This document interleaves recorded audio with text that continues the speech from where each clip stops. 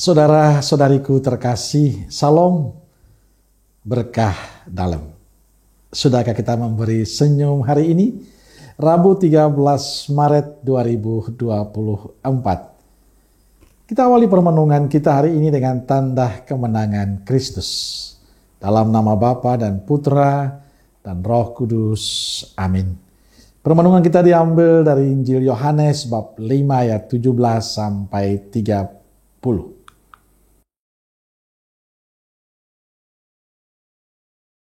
Tetapi ia berkata kepada mereka, Bapakku bekerja sampai sekarang, maka aku pun bekerja juga.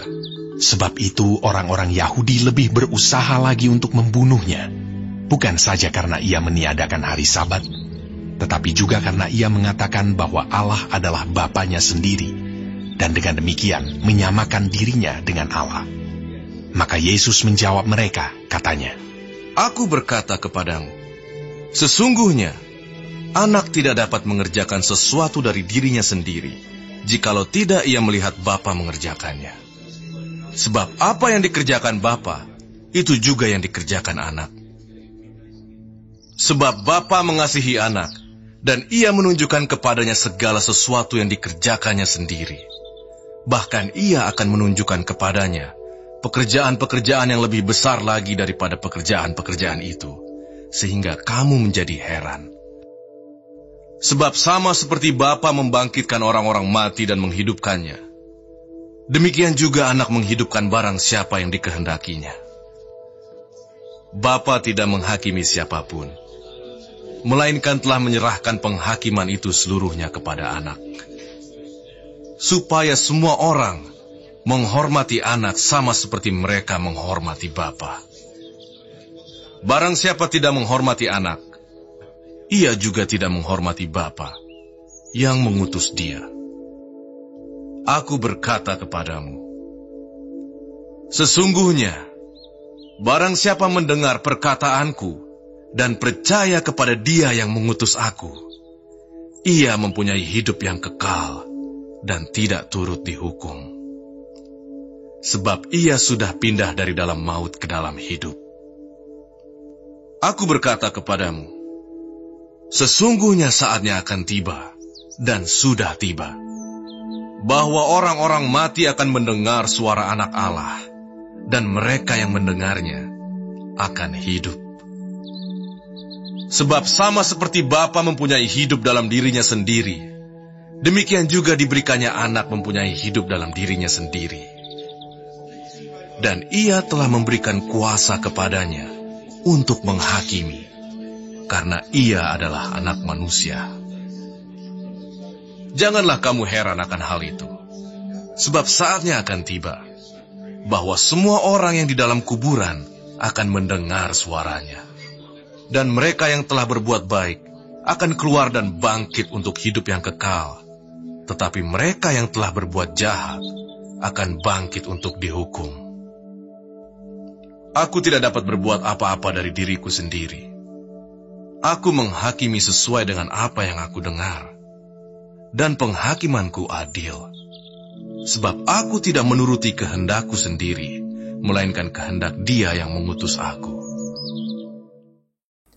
Saudaraku terkasih, saya mengenal banyak sahabat yang kesibukannya itu luar biasa untuk mengembangkan usahanya, menjalani aktivitas mereka di tengah-tengah masyarakat maupun dalam kehidupan menggereja.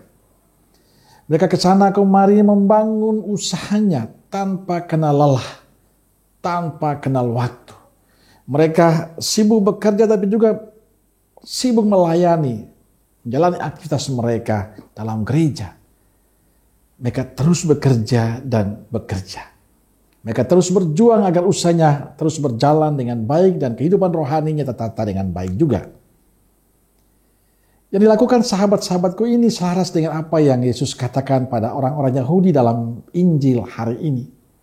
Bapakku bekerja sampai sekarang, aku pun bekerja juga. Kutipan ini menegaskan bahwa Allah tidak suka dengan sikap manusia yang malas. Allah ingin agar kita manusia produktif. Allah ingin agar semua talenta yang telah diberikannya kepada kita berguna bagi diri dan sesama.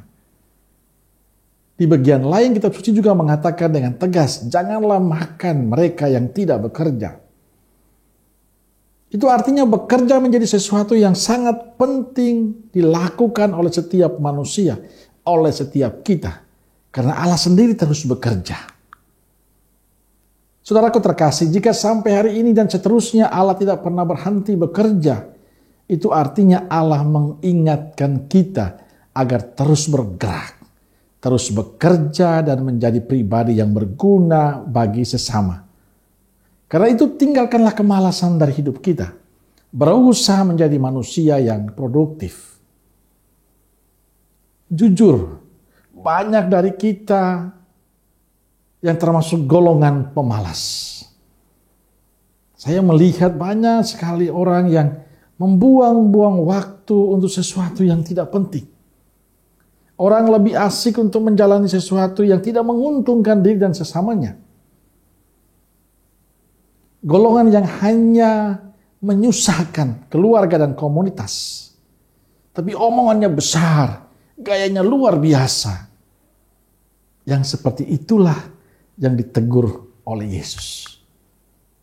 Karena itu sahabat Tuhan, hari ini mengingatkan kita agar dalam segala keterbatasan kita, dalam segala kerapuhan kita, hendaknya tetap menjadi pribadi yang berarti bagi sesama kita. Itu artinya saya harus bergerak, saya harus bekerja, saya harus melakukan aktivitas saya, baik untuk diri maupun juga untuk sesama kita. Hanya bermimpi saja tanpa melakukan sesuatu itu tidak mungkin. Tapi sayangnya banyak orang yang hidupnya hanya dalam mimpi, tapi tidak melakukan aktivitasnya. Maka saudaraku terkasih, kalau kita melihat Allah Bapa itu terus bekerja, sungguh tidak pantas kalau kita menjadi pemalas. Hendaknya kita belajar dari Allah Bapa kita untuk terus bekerja, untuk terus melakukan aktivitas kita yang akan menjadi berkat bagi diri kita, tapi juga bagi sesama kita.